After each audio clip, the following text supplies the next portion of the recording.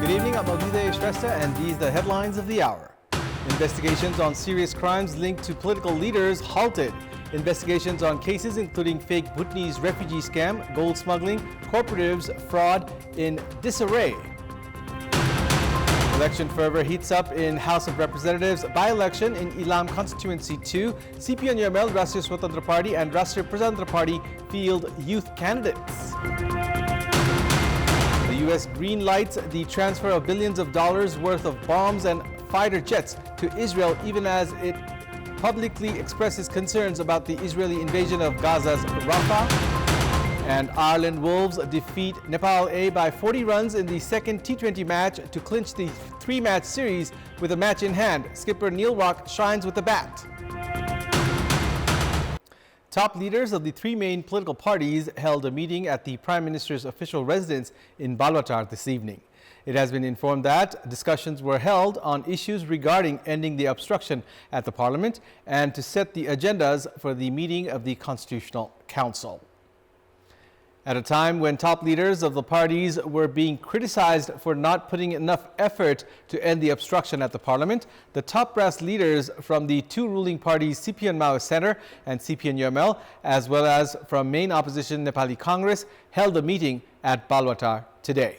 After Nepali Congress President Sherbahadur Deuba left Balwatar, Prime Minister Pushpakamal Dahal and CPN-UML Chairperson KP Sharma Oli held a separate discussion. The Prime Minister's Secretariat informed that a discussion was held on ending the obstruction at the Parliament and regarding agendas for Constitutional Council meeting scheduled for tomorrow.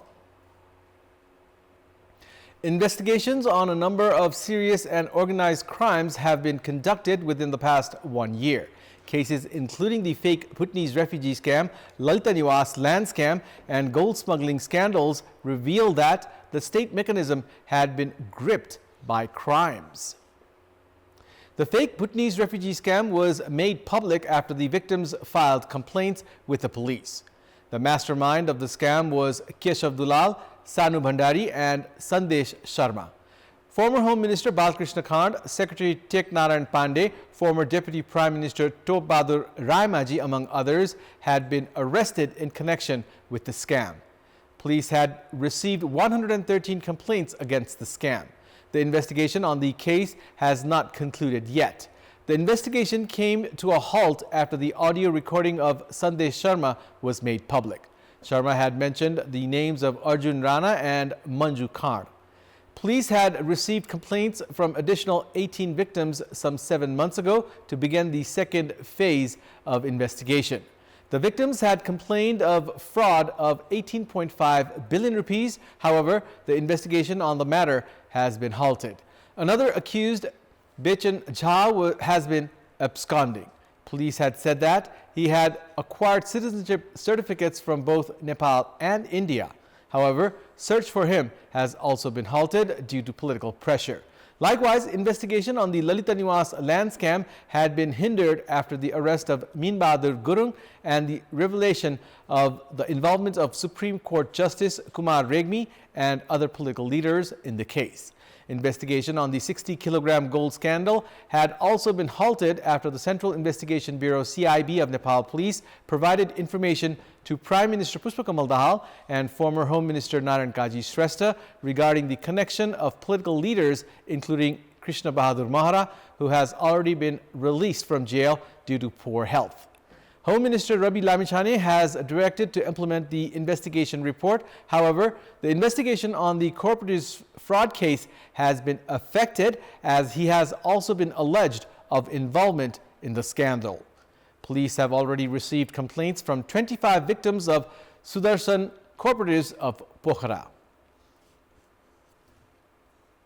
The by-election in Ilam constituency 2 is scheduled for 27th of April next month.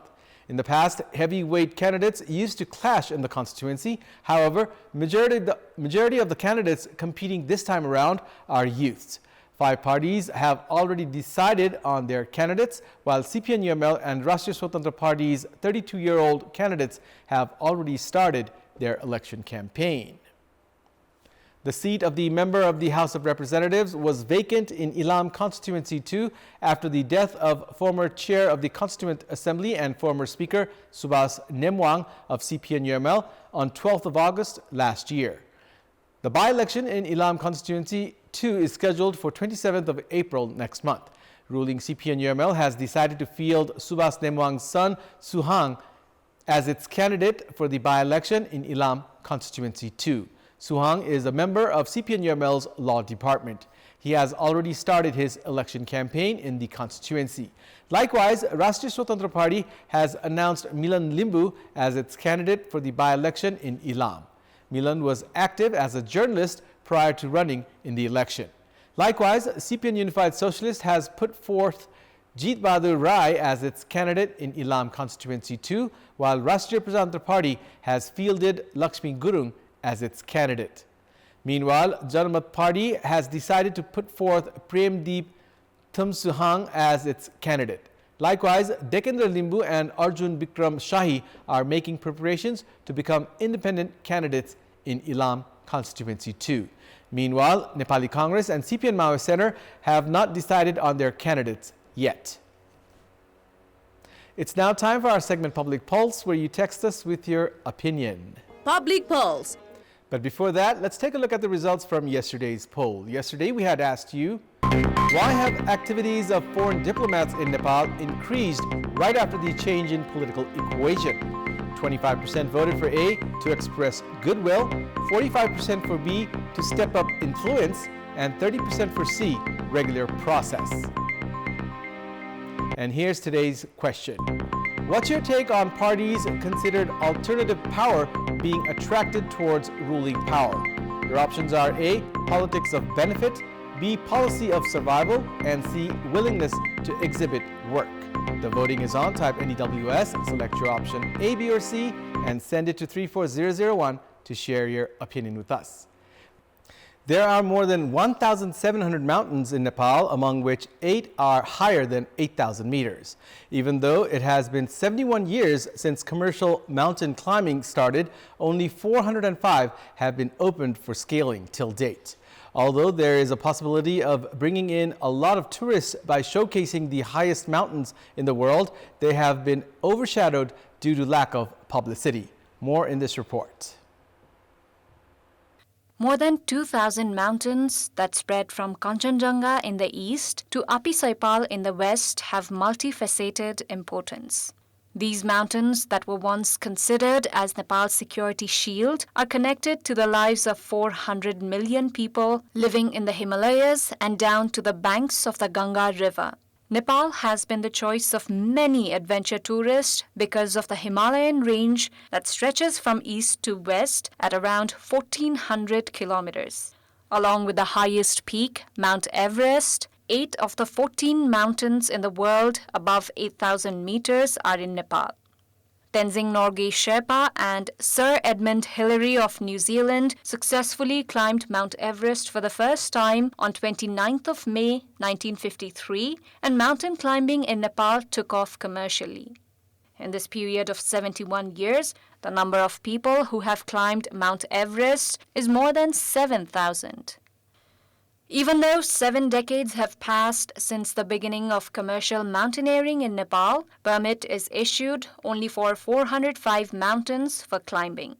The number of mountains suitable for climbing in Nepal is more than 1,700, while only 27 mountains that range from 5,500 meters to 6,500 meters are permitted for ascending by the Nepal Mountaineering Association. The association has collected more than 70 million rupees in revenue in the ongoing fiscal year from permits that have been issued to scale 27 mountains. Other mountains are as anonymous. Thousands of foreign tourists can be brought to Nepal annually by promoting these high-altitude mountains, which have become the main base of Nepali tourism. Tourists visit Nepal not only to scale the snow-capped mountains, but also to enjoy their beauty. In the meantime, the mountains of Nepal have been at risk in recent times due to climate change. A tourist who climbs mountains in Nepal provides employment opportunities to up to 10 people. A mountaineer alone spends more than 1 million rupees on mountaineering gears, while 3 to 4 million rupees is spent to scale mountains above 8,000 meters. Meanwhile, Nepal has not been able to reap benefit from the mountains due to lack of promotion. In our Public Voice segment today, we have asked people in several provinces what do they consider while selecting schools for their children. Let's take a look at what they had to say.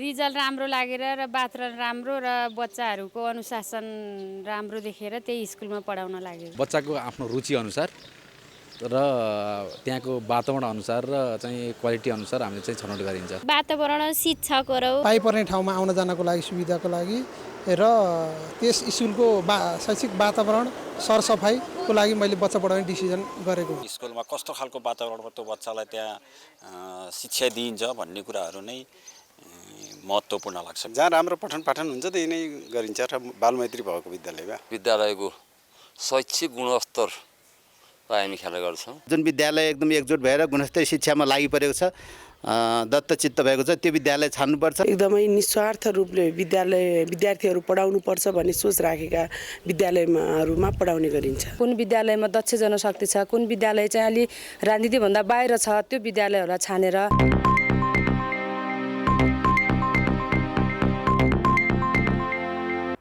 It's time now for the international update.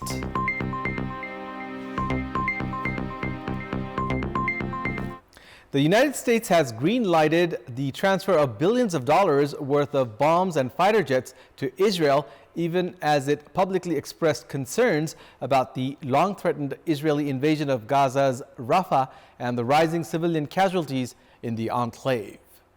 According to Pentagon and Department of State officials, the new arms package includes more than 1,800 Mk-84 2,000-pound bombs and 500 Mk-82 500-pound bombs. The 2,000-pound bombs, which can inflict damage to people up to 300 meters away, have been linked to previous mass casualty events throughout Israel's military campaign in Gaza.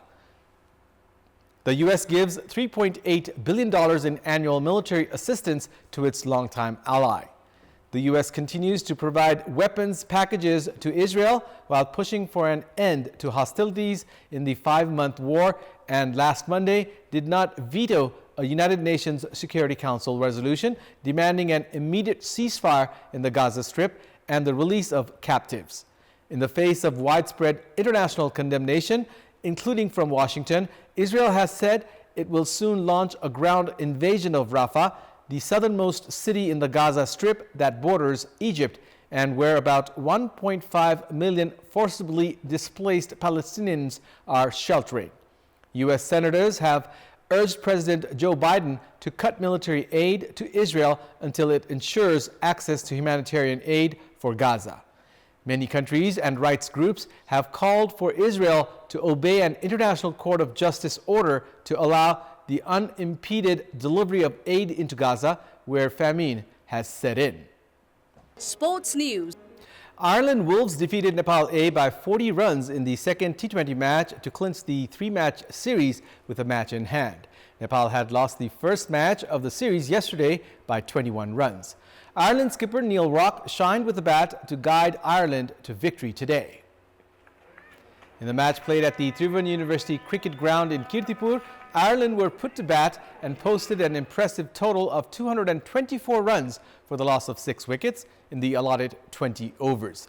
Captain Neil Rock top scored for Ireland with an unbeaten 71 off 34 balls, smashing 7 sixes and 1 4. Peter Moore also smashed 65 runs off 26 balls, hitting 7 sixes and 3 fours. Chasing a mammoth victory target of 225 runs, Nepal were bowled out for 184 runs in 17.5 overs. Nepal A were in a good position at one stage with 110 runs on the board in 8.3 overs for the loss of 2 wickets. But wickets kept tumbling after that, and Nepal were eventually bowled out for 184 runs.